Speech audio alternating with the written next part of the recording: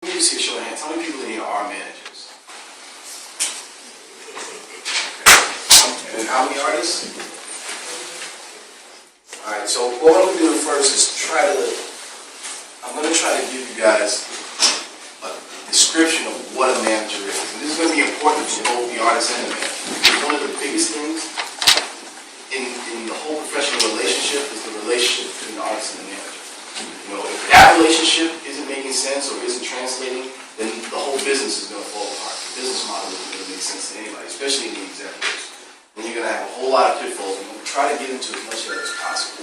So, let me just pick somebody. Tell me what you think a manager is. Manager is basically supposed to get you shows and manage your career. Help you move along to the career. Anybody else? No managers though. I just want to get from artists. Someone that you see eye to eye. I think a manager is probably somebody who can speak for you, represent you as, when it comes to anything big. Basically, like who's on your business affairs, but also your liaison between you and the business. Okay. So, all those are pretty good answers, but most of those answers apply to a personal relationship. They don't really apply to the role of a manager. So, first and foremost, the role of a manager is a work-for-hire consultant. That's what he is. He's a work-for-hire consultant. His purpose and his role is to manage and function the day-to-day operations of your business. That's his responsibility, outright. And for that, you compensate him with a percentage of whatever you make. So the typical management agreement would reflect maybe 20%. Some people are getting 25 and a little more than that. Has it gone up? I thought it was 10 or 15 at first. It's been 20% since the beginning of the music video. It's all about 20%. Now, what the percentage is and what manager charges what, each relationship is different, just depending on what it is that you have to offer or what you already have going on for yourself in terms of how your business is set up. So using that analogy, let's say we got an artist, like the artist I'm signing right now, his name is Louisiana Cash, right? Now, he was brought to me by BG before BG took his fall. Now, Cash had put a record out on Battery Records, which is an independent arm of Jive Records. So that company folded, that was under Battery Records, but Cash did pretty well for himself. He's touring. He doesn't have to work a job. He makes money from touring. He makes money from doing shows and appearances all through the South. So for him to pick a manager, that manager has to really have something to offer that goes far above and beyond what Cash is already doing for himself. So let's say if John Smalls is a manager and wants to manage his career, well, he really has to have something to offer. If he doesn't, then he's going to have to pay him less money if he decides to even work with him. So again, this relationship is truly a work for hire. You're a consultant, so to speak, a glorified consultant.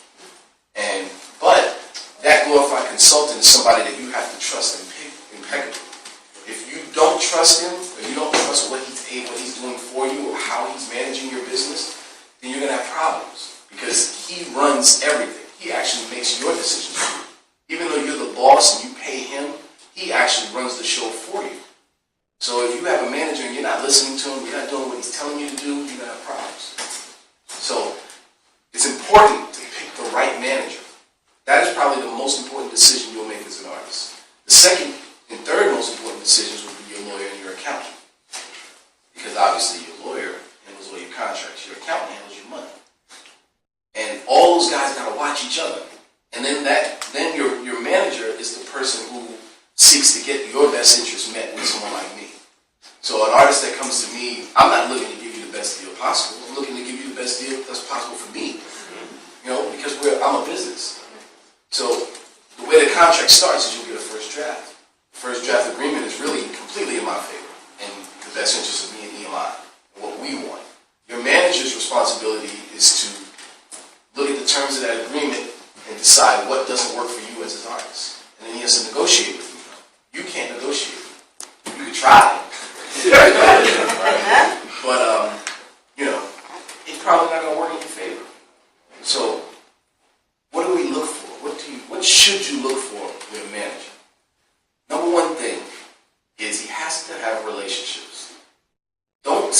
a manager that doesn't know anybody. What good is that to you? That's just like two blind people, you know, trying to get with each other to find some odds. It's not going to work. You have to have a manager that has relationships. He has to know people. Number two, you want to get a manager that has some verifiable references. Hopefully, in a perfect world, you want a manager that has been involved with some projects. So, if a manager approaches you and says, listen, sign my contract, I got you, I'm going to make you the biggest star in the world, and the guy doesn't know anybody, what's he going to do for you? He's just going to take 20% of your little show money. You might be getting a couple $100 a show, and he's going to take 20% of that. And then he's going to take 20% of any other little money you get. And then he's going to be coming to you for money to pay his rent and all these other things.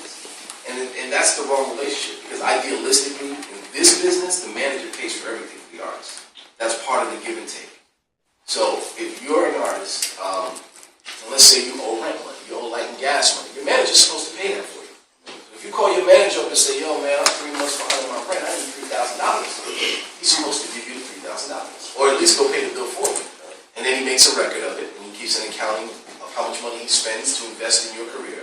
And the minute you get a deal and you get an advance from the record company, the manager takes some money back off the top. That's typically how it works. Plus 20%.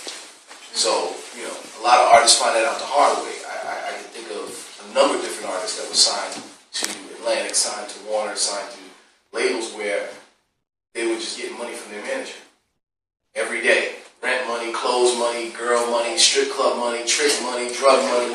We're getting money every day. And then when he got a deal, the artist got $1 million deal. And his advance was supposed to be $150,000. He got a check for like $3 grand. Like, where's my money at? It's like, what are you talking about? Here's your money right here. Yeah, you remember them strippers? Like gas bill, that had to get paid, remember? So, you have to keep all of these things in mind when you find your manager. Another thing that a manager has to have is it can't be soft. Man, you cannot have a soft manager. If a guy comes up to you in a business suit, he says, I'm going to be your manager. This is hip-hop music, first and foremost. It's very difficult for a guy in a suit to manage a hip-hop artist. You have to really have tough skin. Because for all intents and purposes, this is a business where you got a lot of street dudes running around doing music business. Because if they weren't doing this, they'd be selling drugs or shooting people or whatever, right? So you have to have a manager that really has tough skin. It's not soft. A soft manager's not going to get you anywhere. And forget about the street guys. Think about the Craig Kelmans of the world, the Mike Herons of the world, you know, the Barry Weisses of the world. They're more gangster than any street dude you'll ever meet. You sit in the office with Barry Weiss, he's the type of guy, I sat in a meeting with Barry. We're all hanging out in his office. He has an artist that's coming to visit. The artist comes to visit. He says, all right, you know, everybody say, don't worry about these guys, just throw the demo. We put the demo on, we listen to 2 songs, we stop and say, this is the worst piece of shit I've ever heard in my life. Get out of the office. It's over. You know, that's the type of personality you're dealing with, because the man has sold hundreds of millions and hundreds. So that's a very, very, very important thing. Because, and the art of the deal is tough. It's very difficult to negotiate with somebody like me. I don't like anybody. Very tough on artists. I haven't put an artist out since BG got locked up, because I haven't heard anything that I believe in put out. And we're doing a lot of other things. I mean, we're fighting cancer right now. We're going to do a Grammy event, you know, simply to raise money for cancer. We have every big A-list artist you would think of wanting to be a part of this cancer movement that we're doing. That's my publicist, Hannah Lindsay. She's super dope. She's worked with Nas. She's worked with pretty much every big artist you can think of. I think that she can also tell you that if your manager isn't in a position to really represent your best interests, you're going to have a tough time. Really tough time. So this, and that's why I keep repeating it and going back to it and going back to it. The other thing is, your manager and you have to have a real connection. There has to be a connection between you and your manager. You almost have to be like family. Or, you know, it truly is a marriage. You have to have that kind of relationship. I talk to my clients every day just to say, what's up? Yo, wake up. What are you doing? Did you do something constructive today? Did you create a beat today? What's going on in your life? Is your girl okay? Are your kids okay? That's my job. It's my responsibility to babysit them. Because that's what I am, a glorified babysitter. You know, my artists or my producers will call me with the most stupidest things in the world. but it's my job to listen. That's what I get paid for. Because in the middle of all that, if you're not in a situation where you're mentally stable enough to create, or I can't take something that's going on in your life that's traumatic and inspire you to create music from that, then I'm not doing my job. And neither are you. You know, and I'm quite sure you've heard stories of artists that are like, oh, well, I can't do music today because my girl left me. I don't want to hear that. Like, this is not what we do. We do music. I'll give you a big example. When, you know, back in the days when I worked at Uptown Records, you know, you guys remember Heavy D and the Boys. Yeah. Okay, we were on tour, and Trouble T. Roy fell off the stage and died. Right? Nobody cared about that. I mean, we couldn't mourn his death till after the tour was over. We still had a responsibility to tour. There's no canceling the tour for that. You have to still be there. The only person canceling the tour is the promoter. You know, Rick Ross is a perfect example of that right now. You know, the shows got canceled because of the so-called, you know, GDs, death threats. That wasn't Ross that canceled that. The promoter did. He can't cancel the show. You know, but he still got paid. See, and that's what takes a good manager. Because if you're an artist and you get paid for a show, let's say you get $10,000 a show. You get $5,000 up front, $5,000 when you get there. It's your manager that negotiates that. And let's say they cancel the show, like in this case. You keep that money. You don't get that money back. You at least keep the first half of the money. You know, some guys you got it, and you give the money back. I wouldn't. There's no way they call me talking about, hey man, your artist is performing, we have to cancel the show, and you know, please send that money back. That's just not going back. It's not going back. It's not what we do. You know? But a manager, listen, your manager has to understand all these things. He has to know. You know, he also has to have some sense of how a contract reads and what contracts say and what certain things mean. Even though it's a lawyer's responsibility to read the contract, your manager has to have some general sense of what the contract says as well. Because when the lawyer says to you, he pulls out the contract and the lawyer says, man, listen,